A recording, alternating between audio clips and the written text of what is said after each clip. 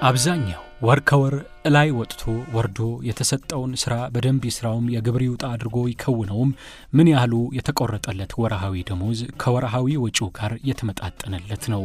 መልሱ አጭር ነው። አብዛኛው በመሃል ሀገር ኢኮኖሚ ተቀጥሮም ይሁን በግል አነስተኛ ስራ የተሰማራው ወጥቶ የሚገባው ውሎ የሚገባው ሁሉ ወራሃዊ ገቢው ሌላው ቀርቶበት ከወራሃዊ ወጪው ጋር አይመጣጠንም። ይህ ምን ሊነግረን ሊያስረዳን ይችላል? ማን ከማን ጋር መወያየትስ አለበት? ብሔራዊ የምግብ ሉዓላዊነት የወርሃዊ ወጪ ነጻነት ከያንዳንዱ ኢኮኖሚያዊ ውሳኔና ፖሊሲ ጋርስ መጣጣም ያለበት እንዴት ነው?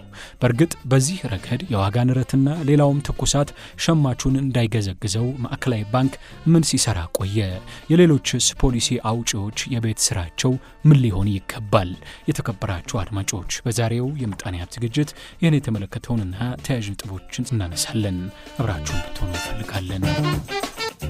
አቶ እሸቱ ፈንታዬ በአዲስ አበባ ዩኒቨርሲቲ በኢኮኖሚክስ ትምህርት ክፍል የመጀመሪያ ዲግሪ ያጠናቀዋል። በተያያዘ በባንክና በዓለም አቀፍ ንግድ ፋይናንስ በሮም ዩኒቨርሲቲ እንዲሁ የመጀመሪያ ዲግሪ ያጠናቀዋል። በሙያቸው ሰፊ ተያያዥነት ያለውን የትምህርት ማስረጃም ጨብጠዋል። በኢትዮጵያ ንግድ ባንክ፣ በቡና ባንክና ሌሎችም እዚህ ዘርዝረን በማንጨርሳቸው ባንክ ቤቶች በፕሬዝዳንትነት ደረጃና በተለያዩ ከፍተኛ የሥራ ኃላፊነት አገልግለዋል።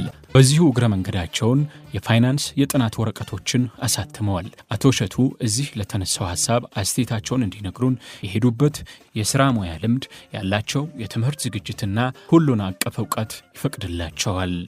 መንግስትን መተግተግ ያለብንና ብሔራዊ ባንክንና ሌሎችንም ሚኒስትሪያል ስርዓቶቻችንን መጠየቅ ያለብን ነገር ገበያችን ከመኖር ፍላጎታችን ጋር ተመጣጣኝ እንዲሆን አድርጉልን፣ በቅጡ አስተዳድሩን። መራብ አንፈልግም፣ የሚራብ ህዝብ መሆን አንፈልግም። ኑሯችን ረሃብን የማሸነፍ ስርዓት የመፍጠር ትግል መሆን አለበት። ሌሎች ማህበራዊ፣ ኢኮኖሚያዊ፣ ፖለቲካዊ አንድምታ ያላቸው ማንኛቸውም አገራዊ አጀንዳዎች በሙሉ የዚህ ዓላማ እግር ስር መውደቅ አለባቸው። በዛ ነው መሻሻል ሊመጣ የሚችለው። አብዛኛው ሰራተኛ አንጻር ሀገር ላይ የሚደረገው የማክሮ ኢኮኖሚም ሆነ ፋይናንስ ስርዓቶች ብዙ ጊዜ ስናነሳ ኑሮ ውድነት፣ የዋጋ ግሽበት፣ ታክስ፣ ሰራተኛ ደሞዝ ስንል እውነት ለመነጋገር ወርሃዊ ደሞዝ ያለው አንድ በግልም ይሁን በመንግስት መስሪያ ቤት ተቀጥሮ የሚሰራ ሰው የወር ደሞዙን እኮ ተቀብሎ የቤት ኪራይ እንኳን አይከፍልም።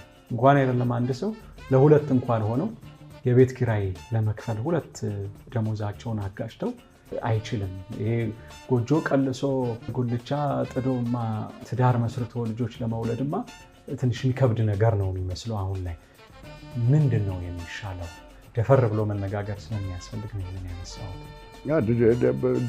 ድፍረትማ ያስፈልጋል። አሁን ድፍረት የጠፋው ድባቡ የሚነሳበት ድባብና በተነሳ ጊዜ አጠቃላይ ያለው የፖለቲካ ነገር ህዝቡን ያስፈራረዋል።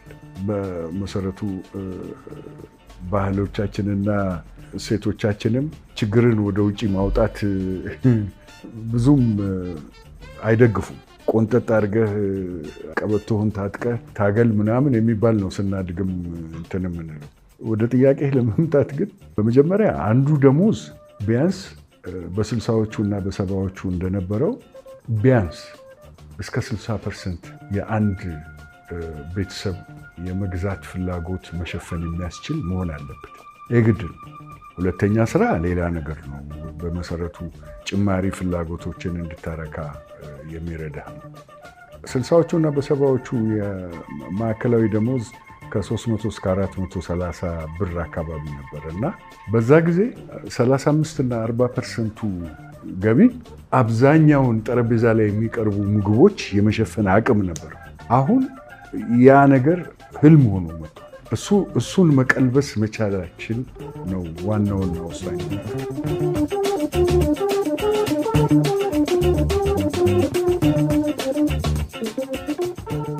እሱን ካደረግን በኋላ ሁለተኛ ስራ ሌሎች ነገሮችን ለመጨመር ለቤተሰብ የተሻሉ ነገሮች ለማምጣት ሙከራ ነው። አንድ 5 ቤተሰብ ያለው 2 አባወራና 3 ተጨማሪ ቤተሰብ ያለው በ70ዎቹ በ60ዎቹ በ300 እና በ430 ብር ውስጥ 35% እስከ 40% በማውጣት ብቻ የምግብ ፍላጎቱን ያረካ ነበር። ቀሪው ለቤት መስራት ለወዘተርፈ ይሰራ ነበር። እኔ ደርሼበታለሁኝ። ለምሳሌ በአንዳንድ የኛ ወዳጆችና ጓደኞች የማህበር ቤታቸውን ሲያደራጁ የነበረው በዛው በቋሚ ደሞዛቸው የተወሰነውን ወደ ጎን በማድረግ ነው፣ ጎጆ ለመቀለስ እና በዚህ አካሄድ ውስጥ እንደገና ተመልሰን መግባት አለብን። እንዴት እንግባ ነው ያ ጥያቄው መሆን ያለበት። ሁለተኛ ስራ መስራት ከልካይ ሊኖርበት አይገባም። አንተ አንደኛው ስራህ ላይ ደንበኞችን ፊት ለፊት እያገኘህ አገልግሎት መስጠት የሚያስገድድ ስራ ካልሆነ ዞር ብለህ ስራውን መስራት የሚያስችል ስርዓት ካለ አሁን ዓለም እየሄደበት ያለው መንገድ ስራን ከሩቅም ከቅርበትም በአካል በመገኘትም በአካል ባለመገኘትም መስራት ወደሚል እየሄደ ነው። ያ ልምድ ወደ ሀገራችን ቢገባ ክፋት የለውም። የሰራተኛውን ገቢን በመደጎም ጥሩ ነገር ያመጣል የሚል እምነት አለ።